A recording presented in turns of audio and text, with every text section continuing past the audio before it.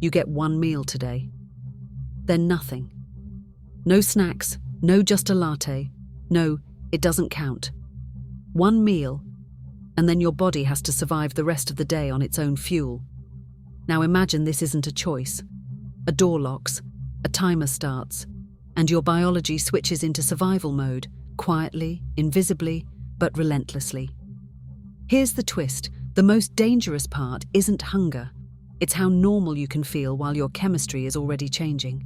If you want more extreme body countdowns like this, subscribe now, because the longer you go, the more your body starts making decisions you don't get to vote on. Phase 1, right after the meal. Storage mode, usually the first several hours. You eat your single meal. Blood glucose rises. Your pancreas releases insulin. Insulin is the store it command. Move glucose into cells. Refill glycogen. Build and repair. Store extra energy as fat. For a while you feel safe, comfortably full, maybe even energized, but inside you, your body is already planning for what comes next, a long stretch with zero incoming fuel. Quick reality check. This window is not the same for everyone.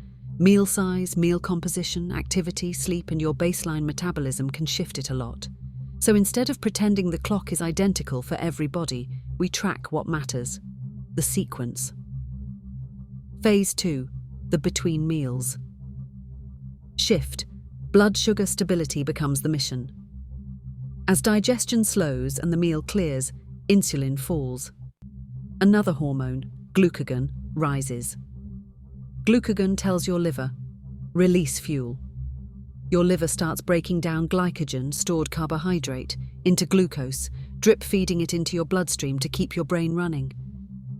On the outside, you can still work, still talk, still function. And that's exactly why people underestimate what's happening. Because your body is not coasting, it's spending stored fuel to keep you normal. You don't feel glycogen leaving your liver. You only notice later, when it's lower than you expected. Phase 3, hunger waves. Your brain turns food into a priority. Hunger isn't a straight line, it comes in surges. Your stomach isn't asking politely, it's sending pulses. Eat, eat now.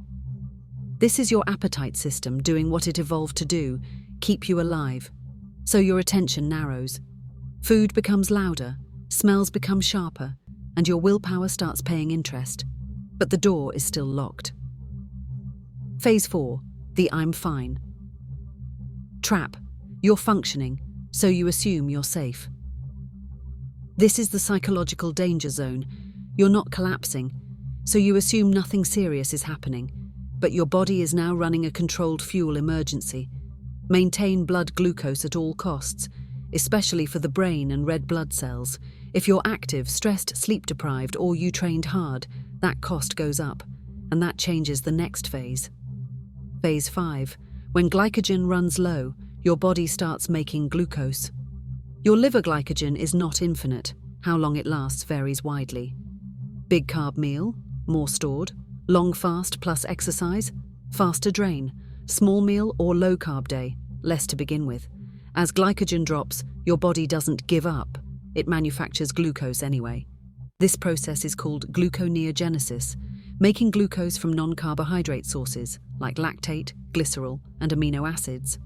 Translation: if your blood sugar needs to stay stable and food isn't coming, your body will build sugar from whatever raw material it has, including in part amino acids that can come from body protein. You don't feel this. There's no alarm, no pain, just quiet conversion. Phase 6. The big switch. Fat becomes the main pipeline. As fasting continues, your hormone pattern favors fuel release, not storage. Fat tissue starts breaking down triglycerides into fatty acids. Your body begins using more fat for energy. The liver also begins producing ketone bodies from fatty acids. Ketones are not magic. They're an alternate fuel that can help power the brain and other tissues when glucose availability is lower. Important: ketone production doesn't flip on like a light switch at one exact hour. It ramps up gradually, and how fast it rises depends on your physiology and what you ate, did, and slept. Some people report mental clarity here. Others get headaches, fatigue, irritability, or dizziness. Same biology, different starting conditions. The mid-video twist: why your meal timing can change the outcome.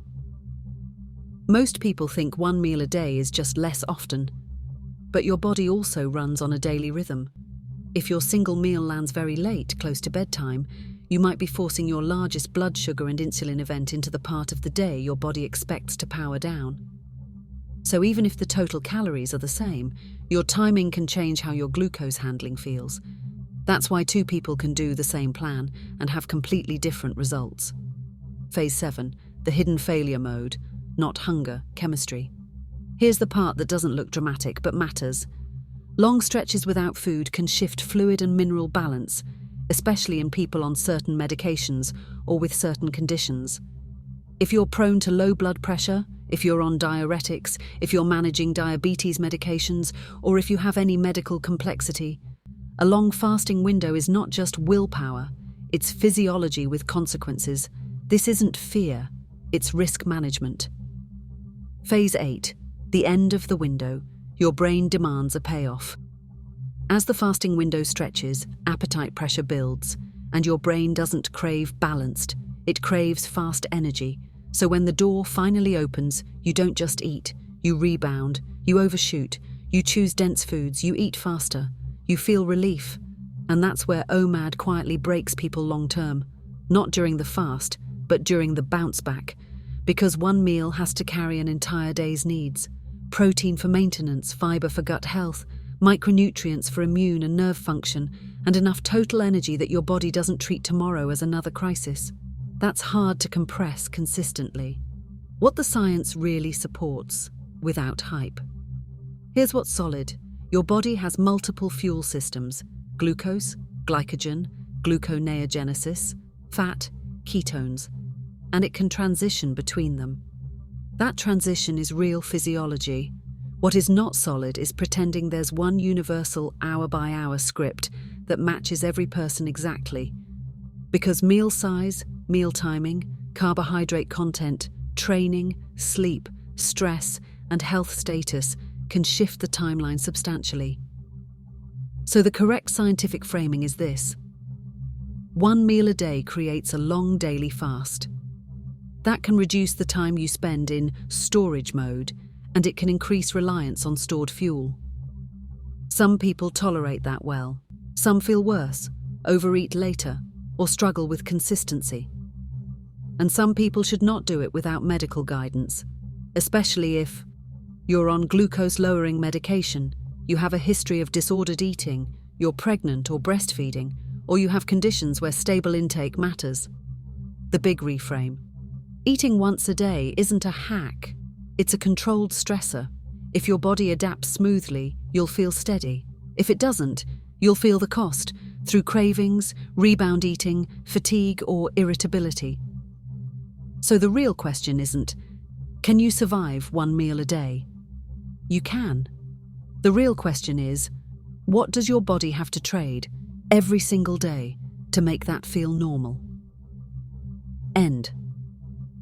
If you want more extreme science-accurate countdowns inside the human body, tap and subscribe to the channel for more such interesting videos.